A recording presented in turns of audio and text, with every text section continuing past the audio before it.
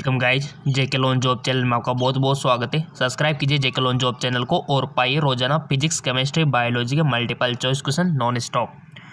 So guys, पिछला जो video था काफ़ी सारे क्वेश्चन हमने फिजिक्स के भी डिस्कस किए थे और बायो के भी। ठीक है, इस वीडियो में हम करते हैं रसायन विज्ञान यानी कि केमिस्ट्री के क्वेश्चन। और ये आप प्रैक्टिस क्वेश्चन भी मान सकते हो जो कि डायरेक्टली आपको एग्जाम में देखने को मिल सकते हैं और थोड़ा सा आइडिया आपको लग जाएगा कि किस प्रकार के क्वेश्चन आता है। तो ये इसी प्रकार के क्वेश्चन आते हैं, आपकी प्रैक्टिस तो होगी और बहुत सारा आपको याद भी रहेगा। ठीक है, तो चलिए शुरू करते हैं। Aluminium has a diagonal relationship with, यानी कि एल्यूमिनियम के साथ एक विकर्ण संबंध है। बहुत अच्छा क्वेश्चन है गाइज, ईमानदारी से बता देना कि इसका बोरोन होगा या सिलिकॉन होगा या फिर बेरिलियम होगा या फिर कार्बन होगा। देखो, पहले आप बताओगे तो आपका माइंड जो है ना, माइंड ये थोड़ा काम करना स्टार्ट करेगा, नहीं तो पैसिव रहेगा। एक्टिव करो इसको, थोड़ा सा कमांड सौंपा करो कि इसका आंसर निकाल के बताओ, तो बताएगा आपको। ठीक है, क्योंकि ऐसा ही काम करता है माइंड। आप जब पढ़ोगे मेडिकल स्टूडेंट हो तो आपको सब कुछ समझ में आ जाएगा गाइज कि किस प्रकार से माइंड काम करता है। अगर आप माइंड को कमांड सौंपोगे कि महीने के 1 लाख रुपए कैसे कमाए, तो ये आपको रिजल्ट देगा कि किस प्रकार से कमाना है, बट आप कमांड दोगे तब ना। ठीक है, इसलिए थिंकिंग को बढ़ा रखा करो, थोड़ा सा लार्ज रखा करो सोच को, ताकि आप बड़े बनो। ठीक है, और वैसे बनोगे ज़रूर, आप मेडिकल के स्टूडेंट हो। सो गाइज, एल्यूमिनियम के साथ एक विकर्ण संबंध है, इसका राइट ऑप्शन हो जाएगा बेरिलियम। ठीक है, बेरिलियम ये इसका विकर्ण संबंध है एल्यूमिनियम के साथ। चलते आगे को, और काफ़ी सारों ने सही भी किया होगा इसको। नॉर्मल ब्यूटेन में कितने कार्बन परमाणु है? How many carbon atom are that normal butane? 4, 3, 2, 6 बताइए। ऑप्शन भी आपके सामने हाजिर है और आंसर भी आपके सामने है, बट आपको सही डिसीजन लेना है यहाँ पे।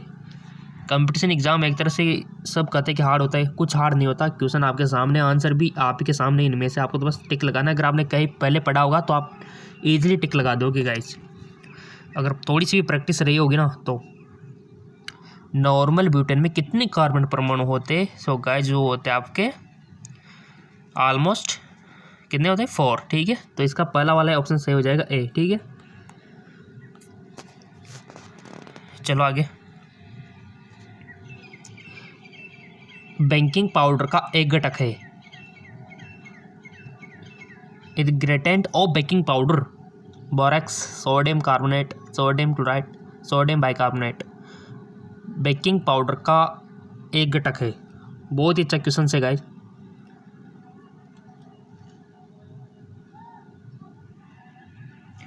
बेकिंग पाउडर का एक घटक है, सिंपल सी बात है, सोडियम बाइकार्बोनेट। ठीक है, बहुत अच्छा है सोडियम बाइकार्बोनेट। आग बुझाने में काम आता है। अगर मान लो आपको एसिडिटी हो गई तो उसमें भी काम आता है, क्योंकि ये सार होता है। ठीक है, आग बुझाने में सोडियम बाइकार्बोनेट। इसलिए इसका सूत्र क्या होता है गाइस? क्या आपको पता है? बेकिंग सोडा का सूत्र पूछ ले जाए तो क्या लिखोगे? इसका सूत्र होता है NaHCO3। ठीक है, ये होता है सोडियम बाइकार्बोनेट, इसका रासायनिक नाम, और इसका ये सामान्य नाम बेकिंग पाउडर। आपके घरों में भी यूज होता होगा, ऐसी बात नहीं है। अगर आपके घर में भी है तो उसको अम्ल डाल के देखना, H2SO4 यानी कि नींबू निचोड़ के देखना, उसमें बुलबुले निकलेंगे, तो उसका मतलब वो CO2 गैस निकल रही है, जो कि आप आग बुझा सकते हो उससे। जी हाँ, बिल्कुल सही सुना आपने। ठीक है, चलो आगे। साइंस का कमाल है सब कुछ। साइंस तो साइंस ही है, दुनिया साइंस पर टिकी हुई है पूरी पूरी। हाइड्रोजन बनाने के लिए सबसे खतरनाक विधि पर हाइड्रोजन क्लोराइड की विक्रिया द्वारा होता है। The most dangerous method of preparing hydrogen would be the action of HCl। Guys, किससे क्रिया कराए हाइड्रोजन बनना है? हमारा अम्ल जो होता है ना, हाइड्रोजन क्लोराइड की अभिक्रिया द्वारा, यानी कि HCl की किससे क्रिया कराए ताकि हमको बहुत ज़्यादा तादाद में हाइड्रोजन गैस मिले? अम्ल की धातु से क्रिया करवानी है, बट कौन से धातु से कराई? जिंक से, लोहे से, एल्यूमिनियम से या फिर पोटेशियम से। जितनी सक्रिय धातु होगी उतनी ज़्यादा हाइड्रोजन देगी, सिंपल सी बात है। अगर आपको सक्रियता श्रेणी पता होगी ना, सक्रियता श्रेणी, तो आप इसको कर लोगे। इसका राइट ऑप्शन होगा पोटेशियम। जी हाँ, बिल्कुल, क्योंकि ये अधिक क्रियाशील है। सोडियम पोटेशियम हो गया, तो इसका राइट ऑप्शन डी हो जाएगा, पोटेशियम। ठीक है, और सक्रियता श्रेणी प्लीज़ आपको रिकमेंड किया जाता है, याद कर लेना। धातुओं का अधिक सक्रियता से लो सक्रियता की बढ़ता क्रम, नीचे तो सोना चांदी आएगा। ठीक है, क्योंकि ये बहुत ही कम क्रियाशील होते हैं, बहुत ही कम। और सबसे ज़्यादा तो सोडियम होता है आपका, पोटेशियम होता है, मैग्नीशियम, ठीक है, क्योंकि इनको खुला भी नहीं छोड़ सकते आप, इनको तो केरोसिन में रखना पड़ता है अधिक सक्रिय धातुओं को, नहीं तो ये ऑक्सीजन से क्रिया करके, पानी से क्रिया करके जलने लगते हैं। तो इसलिए केरोसिन में रखा जाता है अधिक क्रियाशील को। यहाँ पर भी साइंस बहुत खतरनाक लगी हुई है, ठीक है। और हाइड्रोजन गैस बहुत अच्छी मिलती है। फिर थोड़ा सा एडजस्ट कर लेते हैं इसको। प्रयोगशाला में संश्लेषित पहला कार्बनिक यौगिक कौन सा है? Which of the first organic compound, organic, inorganic नहीं है, ऑर्गेनिक, ठीक है, सिंथेसाइज इन द लेबोरेटरी। सबसे पहले गाइज लेबोरेटरी में पहला कार्बनिक यौगिक कौन सा था? गन्ना, चीनी, लैक्टिक एसिड, यूरिक एसिड या फिर यूरिया। और ये क्वेश्चन काफ़ी सारे एग्जाम में पूछा जाता है गाइज। सिंपल इसका राइट ऑप्शन हो जाएगा आपका यूरिया।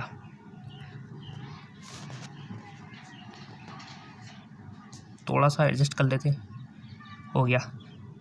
जलीय पोटेशियम हाइड्रोक्साइड के साथ क्रिया करने पर एल्किल हैलाइड देता है। Alkyl halide of treatment with aqueous KOH, alkyl इतर अम्ल एल्कोहल। जलीय पोटेशियम हाइड्रोक्साइड क्रिया करने पर एल्किल हैलाइड देता है, एल्किल इतर अम्ल एल्कोहल। तो राइट ऑप्शन हो जाएगा आपका एल्कोहल।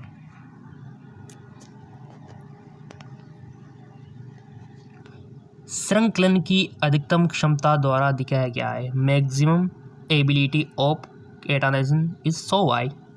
श्रृंखला की अधिकतम क्षमता द्वारा दिखाया जाता है, किसके द्वारा? सिलिकॉन के द्वारा, या फिर जर्मेनियम, या फिर लेड, या फिर कार्बन। श्रृंखलन की अधिकतम क्षमता किसके द्वारा दिखाई जाती है? गाइस जो है कार्बन, ठीक है। ये काफ़ी सारे चेन ये बना सकता है, काफ़ी सारे श्रृंखला कार्बन बना सकता है। न्यूमेरिकल है, देखो थोड़ा सा आपको पेन कॉपी की जरूरत पड़ सकती है। आलस को दूर करो, हाथ में एक पेन, एक कॉफ़ी लेके रफ पेज की, उस पर थोड़ा सा पेन चलाओ तो थोड़ा सा आपका माइंड भी एक्टिव होगा। जब 10⁶ ग्राम कुल द्रव्यमान के विलयन में BaCl2 का 5.0 ग्राम विलय हो जाता है तो इसकी क्षमता होगी 50 ppm, 1000 ppm, 1 ppm या फिर 5 ppm। तो राइट ऑप्शन हो जाएगा आप इसका 5 ppm, ठीक है।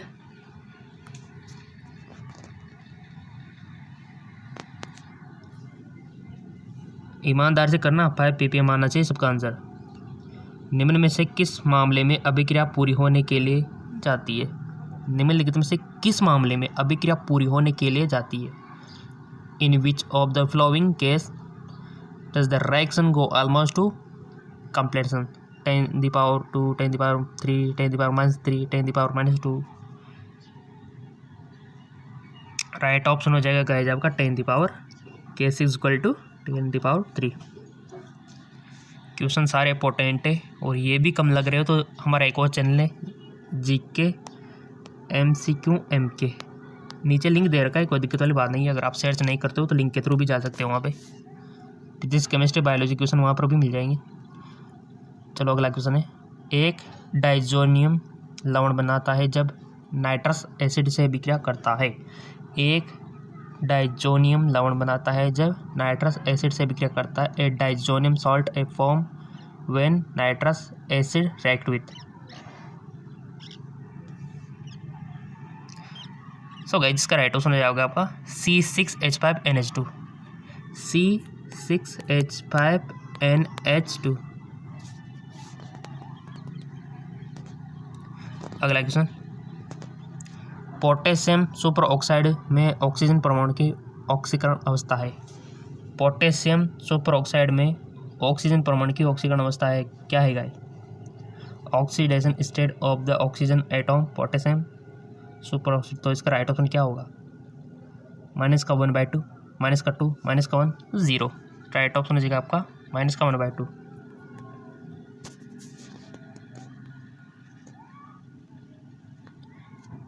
निम्नलिखित में से कौन सा लुईस बेस नहीं है? Which of the following is not a Lewis base? I+, H2O, O2- या फिर NH3। ईमानदारी से बताना, लुईस बेस नहीं है, यानी कि आपको पता होना चाहिए कि कौन कौन से लुईस बेस हैं, तभी आप इसको कर पाओगे। ये नॉलेज ही यही चेक करना चाहता है क्वेश्चन आपकी, क्या आपको लुईस बेस के बारे में पता है कि नहीं है, ठीक है। तो ये नहीं लगा किसी ने, आपके 3 ऑप्शन आपको आने चाहिए, तभी जाके आप चौथा सही कर पाओगे, ठीक है।